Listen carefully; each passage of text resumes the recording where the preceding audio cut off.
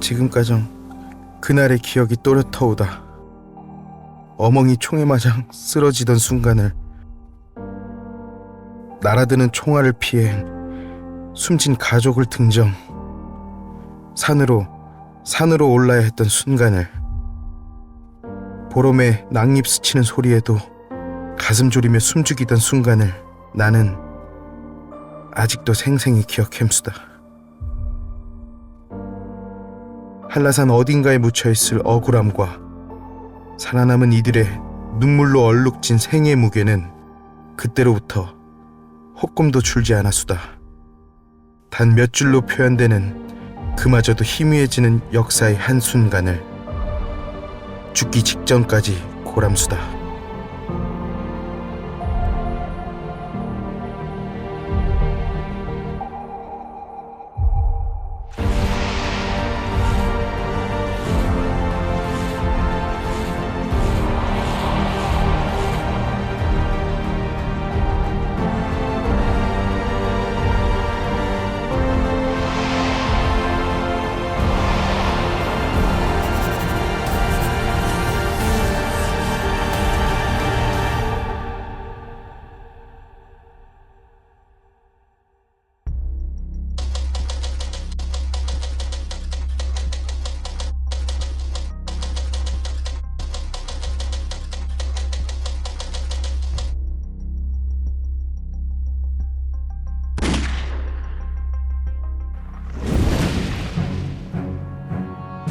때는 1945년.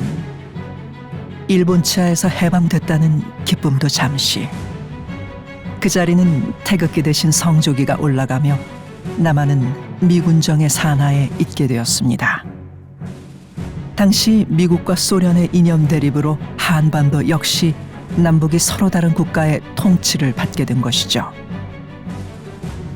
여기에 일제강점기에 일본으로 건너갔던 사람들이 돌아오며 제주도민들은 일자리 부족과 식량 부족 등으로 먹고 사는 게 힘들었습니다. 고된 생활은 제주도민에게 우리의 국가를 세우기 위한 열망을 증폭시켰는데요. 미군정은 이런 상황에서 오히려 38선 이남의 합법정부가 미군정만이라고 선포해버립니다. 더불어 남한 통치를 효율적으로 한다는 명분 아래 당시 친일파 경찰들과 공무원을 그대로 등용해버렸습니다. 결국 제주도민은 한자리에 모였습니다. 1947년 3월 1일 지금의 제주 북초등학교에 모인 3만 명은 3.1 정신으로 통일, 독립, 전취 등을 구호로 외쳤습니다.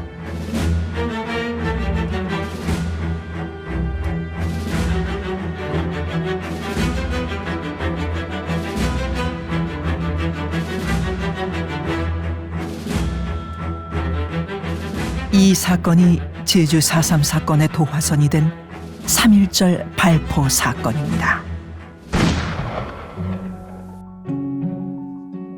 당시 조직이 노출되어 수세에 몰려있던 남로당 제주도 의원회는 이를 계기로 3월 10일 3.1 사건에 항의하는 민관 총파업에 돌입합니다.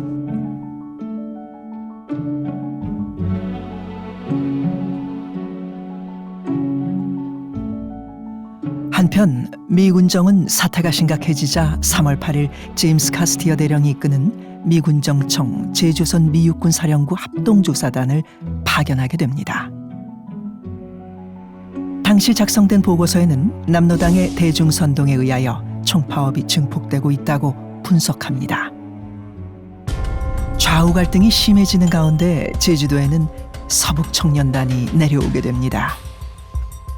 이들은 좌익척결이라는 미명 아래 무자비한 폭력으로 제주도민을 탄압합니다. 그리고 1948년 4월 3일 새벽 2시 제주도 4.3 사건이라고 불리는 재앙이 시작되게 됩니다.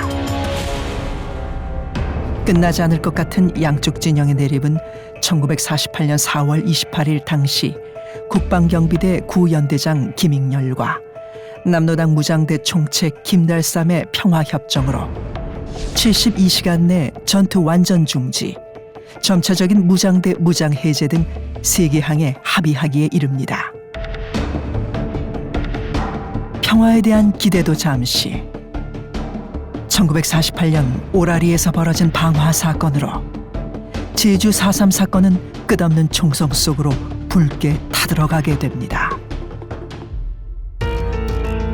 당시 진압부대 지휘관으로 제주도에 온 박진경 중령은 취임사에서 제주도 폭동 사건을 진압하기 위해서는 제주도민 30만을 희생시키더라도 무방하다며 강력한 탄압을 예고했습니다. 그럼에도 불구하고 제주도를 더 좋은 세상으로 만들고 싶던 도민들의 바람은 멈추지 않았습니다. 5월 10일 남한의 단독 선거가 열린 날이었습니다. 남한의 단독 정부 수립에 반대한 제주도민들은 투표를 거부했고 제주의 선거는 무산됐습니다.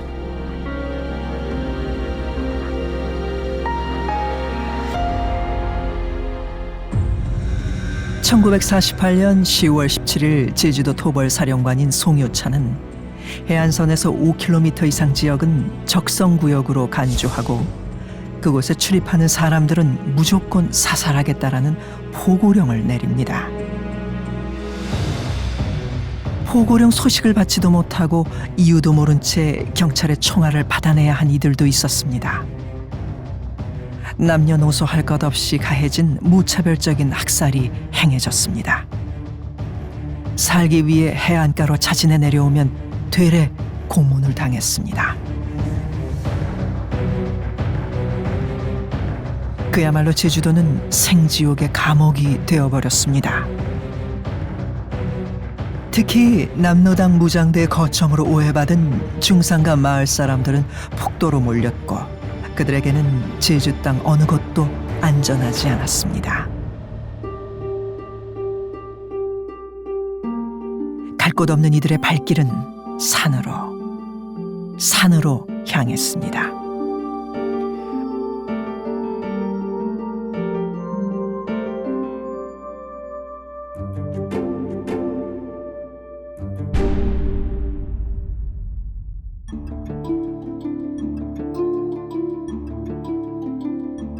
반세기가 넘는 세월을 거친 오늘 중산간 마을 사람들의 통곡서린 이야기가 세상을 향해 울리기 시작했습니다.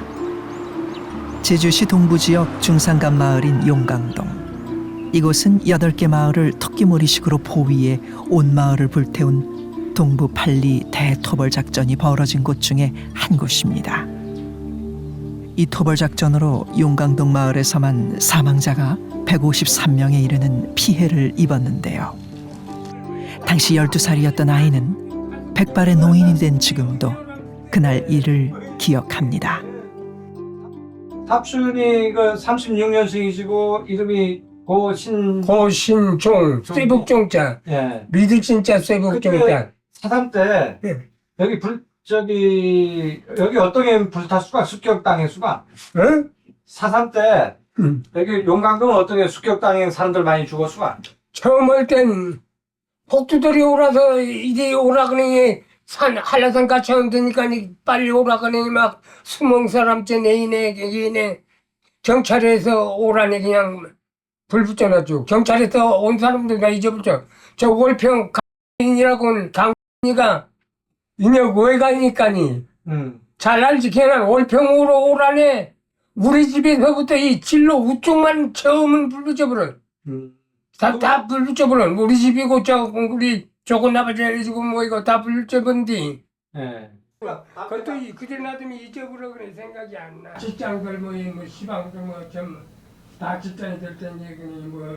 어머니는 따로 그날 다르나 나하고 어머니하고는 동생들하고 아버지만 거기서 떨어져내 닿지 못하니까 거기서 하천에서 중앙 봉계를 가는 그 소천이 있는데 거기서 덤벌속들이 숨은 거고 나하고 어머니는 빨리 농가 같이 뛰려네. 난 글로 동ter에 뛰니까 뭐 얼마 뛰도 않는데 그냥 그 구현대 군인이 로포로 그냥 그 동네 동산 지방이 용강 나가는데 그 동산이 그 뒤로는 뭐 로포로 잡아 쏟기 시작하니까 뭐 뛰어지 뭐 갱뚱 시작한 게 봉계 하고 위에까지 뛰어갔지.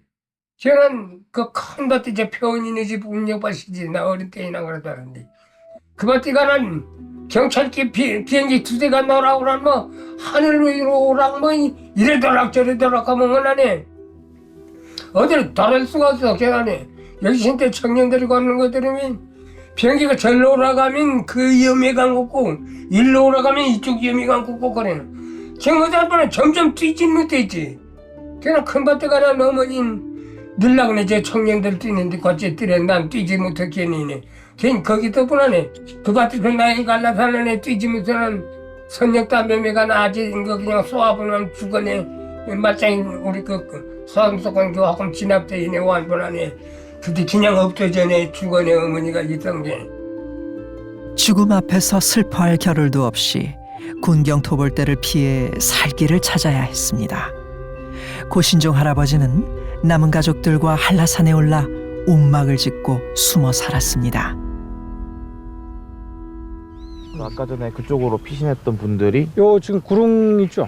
네. 예, 요 구릉 원래는 이 길로 올라왔어요. 지금 옛날 목장길이에요. 지금 우리 방금 차 타고 올랐는데 그 옛날 목장길이었어요. 그래서 이 옛날 어른들은 자기가 살던 거를 기억을 하기 때문에 머릿속에 있기 때문에 그 길이 빠르다는 걸 알고 있었겠죠.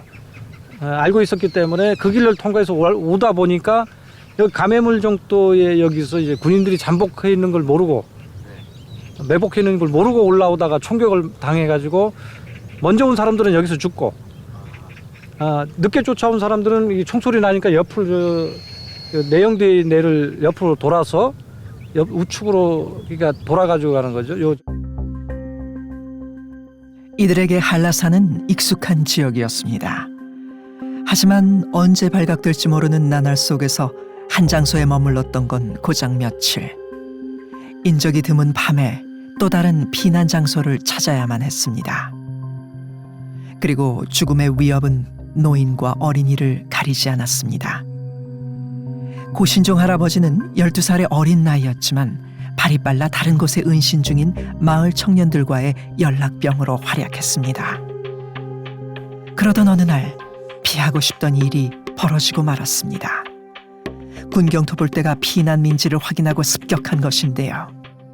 이날 고신종 할아버지도 마을 주민들과 끌려가고 말았습니다. 한대 시간 걸려내 그들 겪여놓으려 그들 거길 간 거죠. 백회 소금에 묻었지. 백회야? 응, 백회 소금에. 백회라는 게 작은 무더기.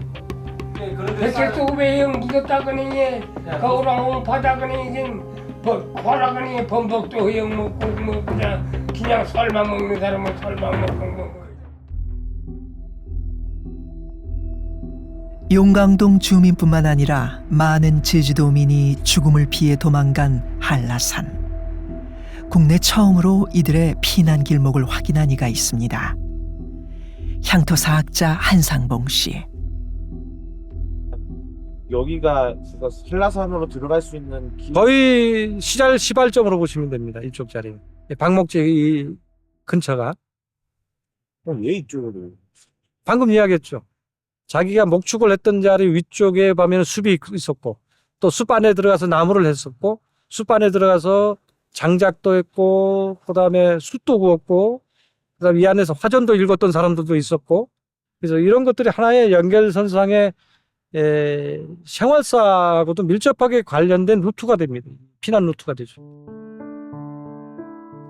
지금은 그저 평화로워 보이는 한라산이지만 당시의 기록 등을 보면 1949년 약 2만여 명이 이 한라산에 있었다고 합니다. 고요한 이 산에서 어떤 일이 벌어졌던 것일까요?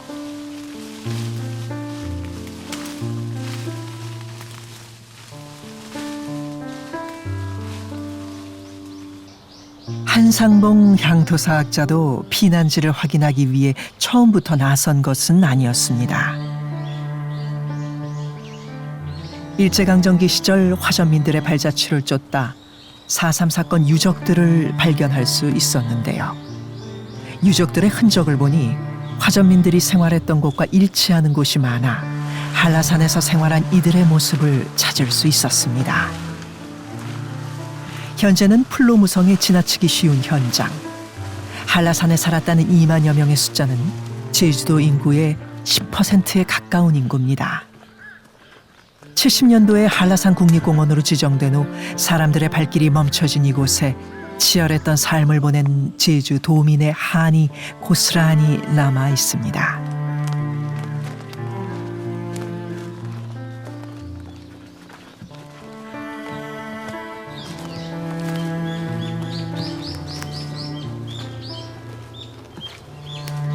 오랜 시간을 잠들어 있던 만큼 피난민들의 흔적들을 놓치지 않기 위해 어떤 현장도 쉽게 지나칠 수 없습니다. 피난민의 흔적을 확인하는 것은 오로지 희생자들의 증언과 한상봉 향토사학자의 산에 대한 지식으로 이루어집니다.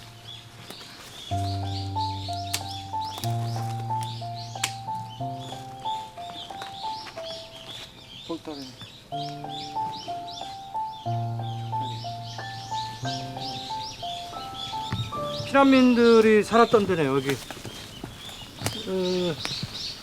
이쪽에 또 5.16도로에서 가깝다는 이야기가 있었는데,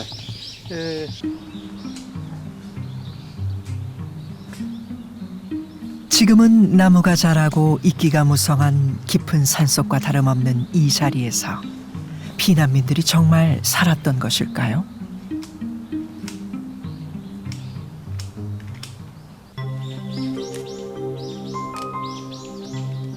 한라산 조사에서 가장 중요한 것은 기록을 남기는 것입니다. 그래야 후에 좀 더 면밀하고 정확한 조사를 위해 같은 장소를 찾을 수 있기 때문인데요. 사진 기록뿐만 아니라 피난민들이 생활했던 흔적을 찾는 것도 아주 중요한 작업입니다. 이곳에서는 깨진 그릇이 발견됐습니다. 이런 그릇은 여성이나 가족들이 거주했다는 증거입니다. 여기가 이제 용광동 어르신들이 5.16도로 옆에로 피신을 왔다고 했기 때문에 그 여건상 그 방목지를 넘었다고 하고 5.16도로 그 지금 제1횡단도로죠. 그 옆에서 가깝다고 했기 때문에 정확한 위치는 그 어르신이 기억을 못했지만은 그 길 흔적, 길 기억이라든지 그런 걸로 봤을 때는 여기가 맞은 것 같습니다. 여기가 이제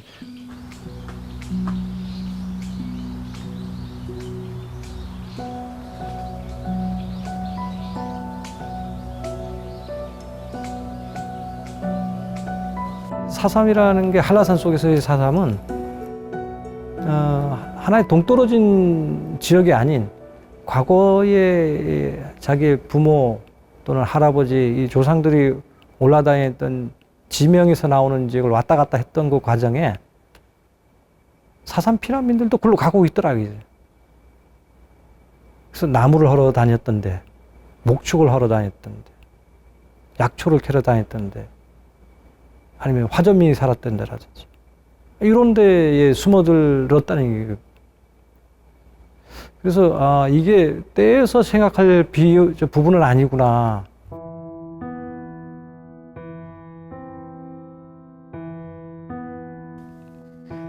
나를 진료했던 서북 출신 경찰과 사돈이 되었다. 사람들을 잡아 족치다가 돈 바쳐야 풀어주던 사람이었다. 나도 고등어를 더 상자 사다 바치곤 했다. 4.19 나자 도망갔다가 5.16 난이 되돌아왔다. 내 아들이 어쩌자고 그 집 처자를 좋아하게 되었다. 좋아라 지내는데 몇 년을 말렸다. 허락할 수 없다고.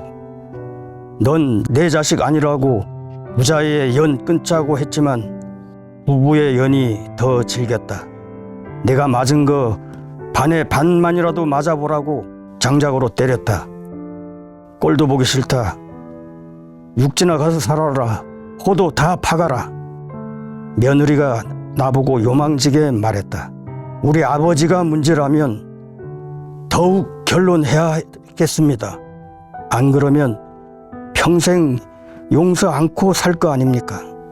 결국 서북 출신 경찰과 사돈이 되었다. 이제는 다 용서하고 과거는 잊어버렸다.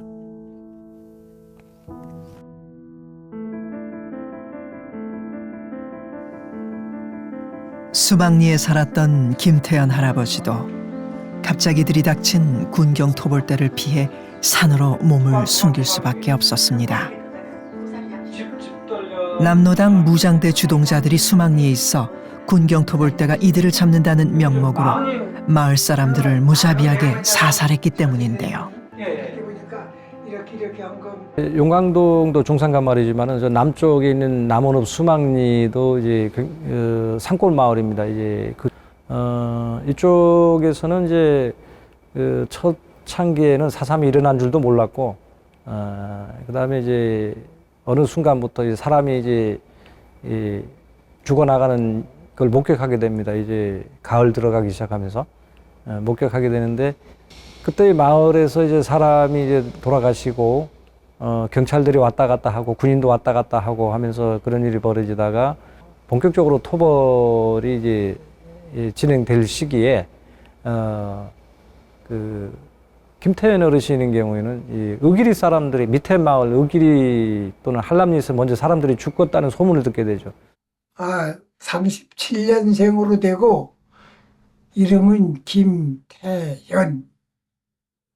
3일 전 이틀 전에부터 동네오란 매날 아래서 올라랑 사람 기자 죽이던 가고 쌍 죽이던 가고 하니까 우리도 이제 집이 있지마다 아래서 올라왔죠. 도망가자고 약속들을 해서 밥 먹으면서 동네에 보니까 막 불붙전 말이 아니라 집마다 불붙전 내가 왔고 할 거야.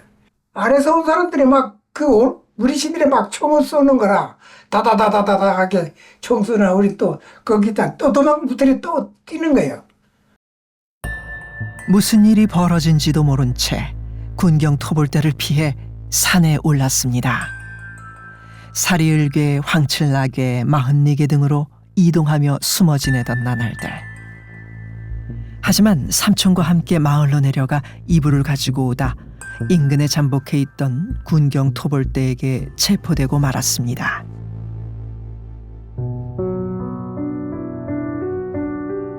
살아서 돌아온 이들도 있지만 그보다 수많은 이들의 혼이 한라산에 잠들어 있습니다. 70여 년이 지난 지금에서야 한라산에 대한 조사를 할 수 있었던 만큼 유의미한 성과를 거두기 위해 많은 이들이 노력하고 있습니다.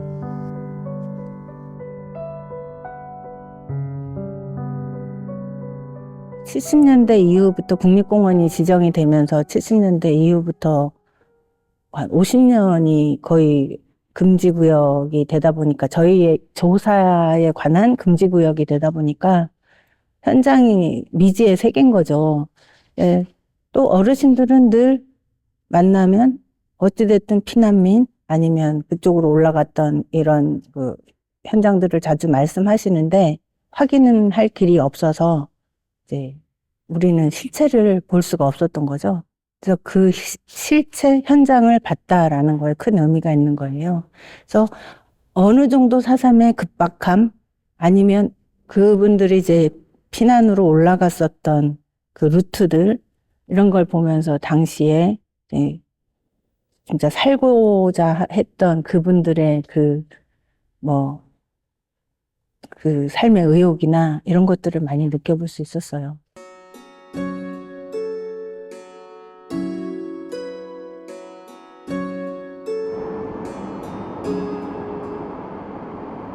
무더위가 가시지 않은 여름, 한라산 조사를 위해 나서는 이들이 있습니다. 자동차를 타도 한참을 올라가야 하는 한라산 중턱. 가장 치열했던, 그러나 지금은 고요히 묻힌 현장을 찾아 나선 이들은 누굴까요?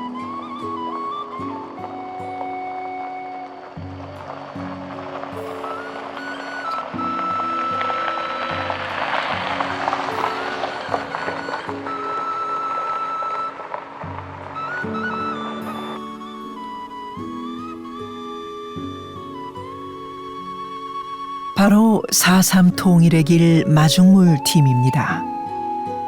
이들은 한상봉 향토 사학자와 함께 매주 일요일마다 한라산에 오르는데요. 당시 피난민 터를 찾기 위해서입니다.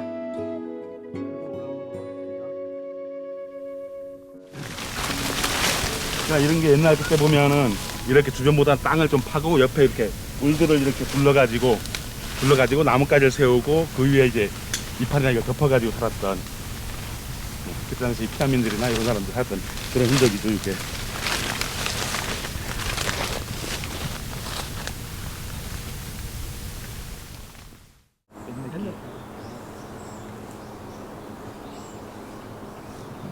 의미 있는 일을 하겠다는 마음 하나만으로 구성된 마중물팀. 조사에 필요한 장비들도 모두 사비로 준비한 것입니다. 이들은 아무리 고된 작업도 뜻깊은 일을 하는 것이기 때문에 힘든 것도 있는다고 하는데요. 골갱이. 금속 탐지기 소리에 희망을 걸어보지만 뭔가 나와야 되는 듯한데. 은박지. 네, 맞지. 라면. 사람들이 버린 쓰레기 흔적에 아쉬운 마음이 듭니다. 한 번만 보여. 그다음에 그쪽에 뭐 있지? 그쪽에 저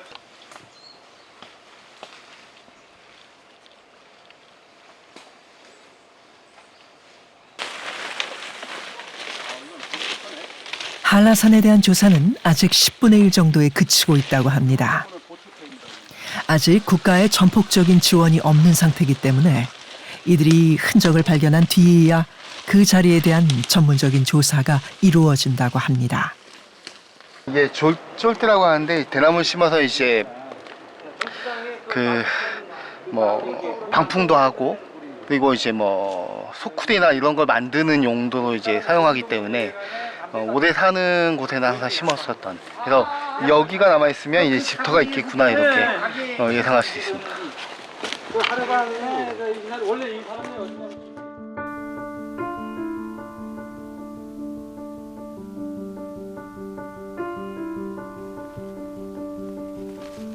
마중물 팀이 발견한 집터 주변에는 어떤 생활 흔적이 있을까요?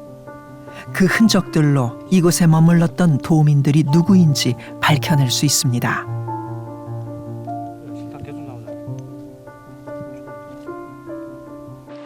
실탄이 계속 나오는데 여기서 이렇게 그 많은 실탄들이 나왔다는 거는 여기가 이제 토벌대들이 여기서 정착을 해가지고 주변에 감시하다가 무장대가 이쪽에 아마 침범을 했을 거예요. 아마 그러니까 이런 실탄들이 지금 저번에 내가 우리가 찾을 때 한 45발이 나왔는데 오늘 손으로 바로 지금 이 자리에서 1분도 안 지났는데 하나, 둘, 셋, 넷, 다섯, 여섯, 7개, 6발, 요거까지면 7발이죠. 7발이 이거 한 1분도 안 되고 이렇게 나오죠. 그러면 수십 발을 쏠 수 있는 사람들은 누구냐면은 무장대가 이렇게 많은 실탄을 갖고 있지 못하거든. 그럼 이거는 토벌대에서 갖고 있는 실탄들이니까 마음대로 쏠 수 있었겠죠. 여유분이 있으니까. 여러 개의 실탄이 당시 피난민에게 향했던 총구를 떠올리게 합니다. 변기창에서 만든 그 변기창 이니셜이 나옵니다. 이니셜하고 번호. 번호는 뭐냐면 몇 년도라는 게 사자가 보이는데 아마 40 몇 년도에 만든 이 실탄이라는 뜻이겠죠. 이것으로 당시의 한라산에는 피난민들만이 살지 않았다는 것을 알 수 있습니다. 한라산을 근거지로 삼던 무장대, 그리고 군경 토벌대도 모두 한라산에 머물렀습니다. 그야말로 전쟁터였던 한라산. 오늘 슬픈 현장을 확인할 수 있었습니다.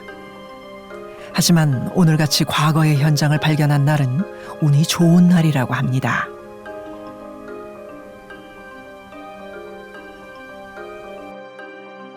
그 한라산의 지명을 모르다 보니까 어디로 도망갔습니다 해서 어른들이 이야기를 하는데 말은 나와요.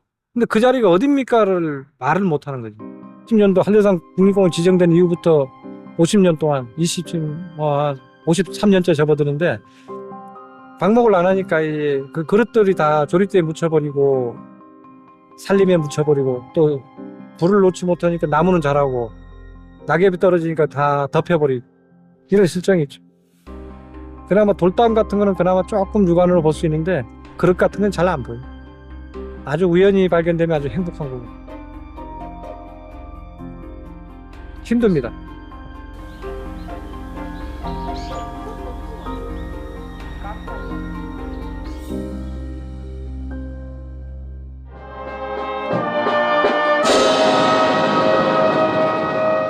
지난 8월 서달 오름 행불인 영영 위령제가 열렸습니다.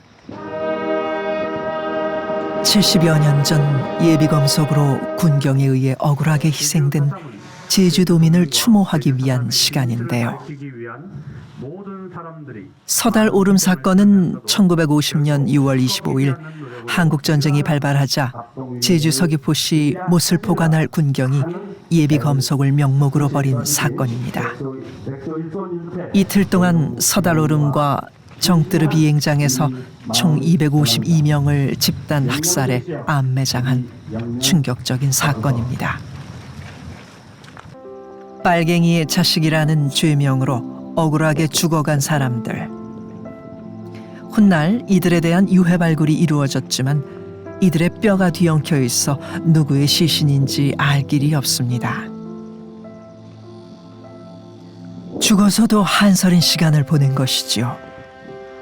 억울하게 숨진 이들을 위해 후손들이 바란 것은 빨갱이의 후손이 아니라는 국가의 인정이었습니다. 하셨던 것들은 뭐 법률적인 절차가 어떻게 되든 간에 제대로 된 재판을 한번 받아보고 싶다라는 좀 말씀이셨어요.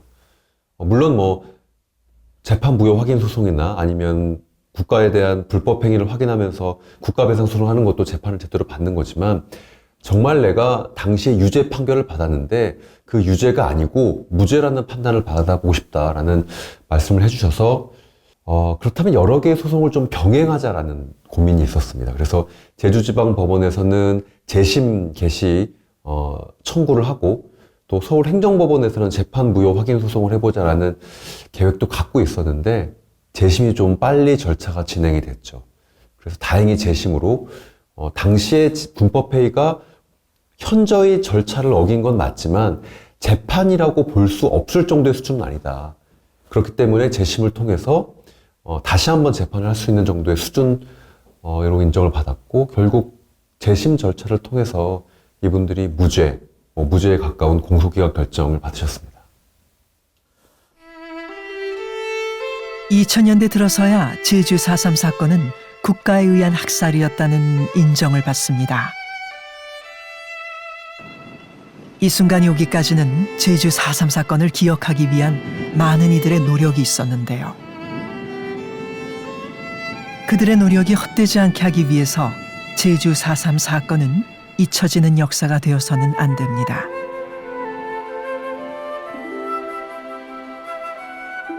여전히 문제는 남아 있습니다. 아직 제주 4.3 사건은 어떤 사건이다라는 정의를 내리지 못하고 있는데요. 당시 지휘권을 가지고 있던 가해자들에 대한 정확한 조사가 미흡하기 때문입니다.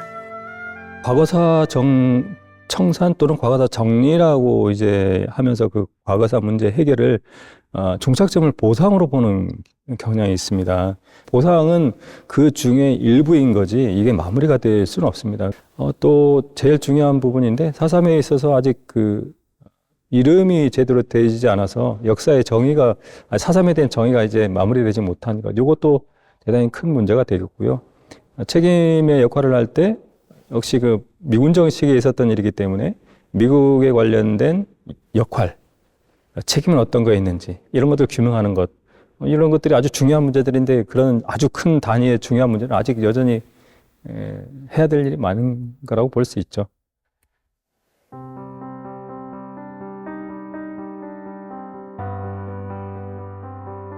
피서 처리되면 많은 사람들로 붐비는 해수욕장은 당시 시체들이 널려 있던 장소입니다.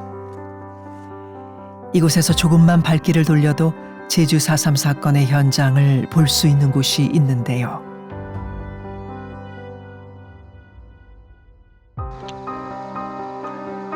군경 토벌대의 총에 턱을 맞아 하얀 무명천으로 얼굴을 감싸고 평생을 사신 진아영 할머니, 일명 무명천 할머니의 집입니다.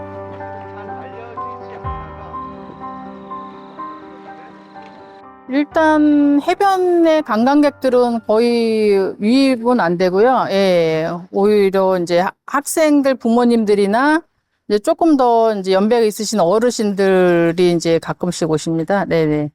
제주에 이제 800곳이 넘는 4.3 유적지가 있어요. 시민분들이 이 유적지를 알아서 찾아갖고 방문하는 게 쉽지가 않습니다. 그래서 또 가장 중요하게는 이 4.3 역사 관련해서는 자세히 아시는 분이 많지가 않아요.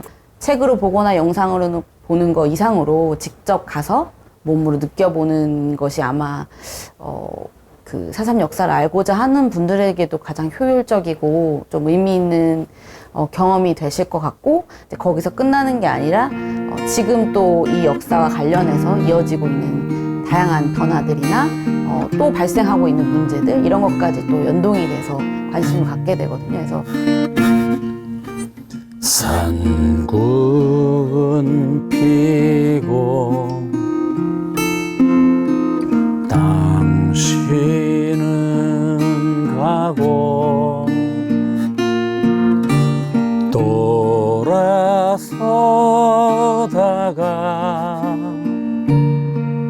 돌아보았네.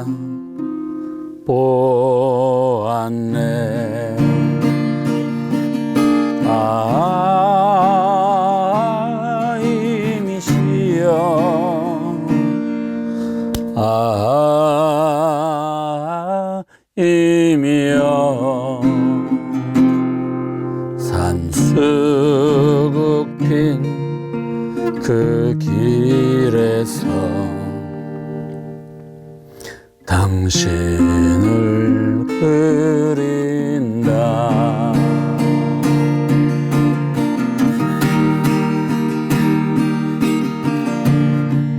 끝났다라는 표현이 이제 맞는 말일 수도 있는데요. 사실은 역사가 잊혀지면 다시 또 그런 역사가 반복될 수 있거든요. 그래서 저희는 이 역사가 잊혀지지 않고 그 의미를 꼭 저희가 새겨서 다음에는 이렇게 뭐랄까 대량의 학살부터 해서 또 이념적으로 흑백 논리로 누군가를 이렇게 낙인을 찍는다거나 이런 역사가 재발되지 않는 것에 좀 기여하는 그런 활동까지 생각하면 사실 끝나는 건 없겠다 이렇게 볼 수도 있을 것 같습니다.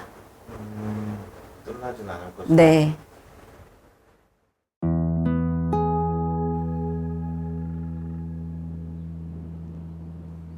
이제 제주 4.3 사건은 우리들의 그리고 후손들의 과제로 넘어왔습니다. 역사를 바로잡는 것은 쉬운 것이 아닙니다. 사람들에게 바르게 알리는 것 또한 많은 노력이 필요합니다. 하지만 더 나은 대한민국을 꿈꿨던 많은 이들이 국가에 의해 이름도 없이 이곳에 잠들어 있다는 것을 잊어서는 안 됩니다. 같은 마음으로 제주 4.3 평화기념관을 찾는 이들이 늘어나고 있습니다. 75년 전 제주도에서 많은 이들이 싸우고 죽어간 이유가 무엇인지, 그리고 아직 남은 희생자들의 억울함을 풀어주는 길은 무엇인지, 한민족끼리 벌어진 비극의 역사를 되풀이하지 않기 위해 우리 모두는 제주 4.3 사건을 기억해야 합니다.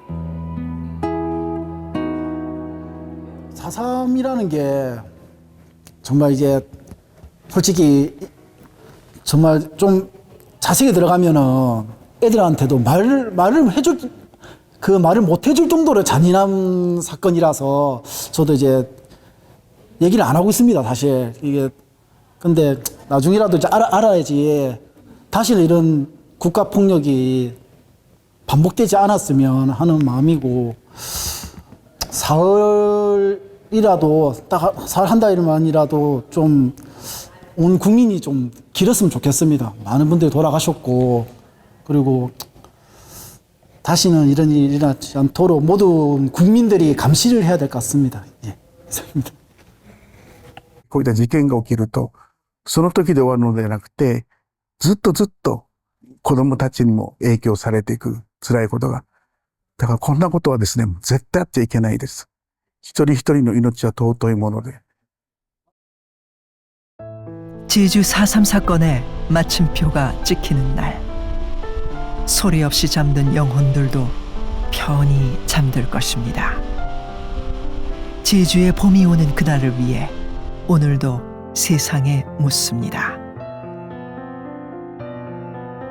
4.3을 아시나요?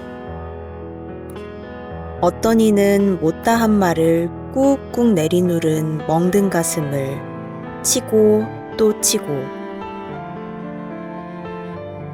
또 다른 이는 수십 년 지겹도록 들은 단어에 그만 없어!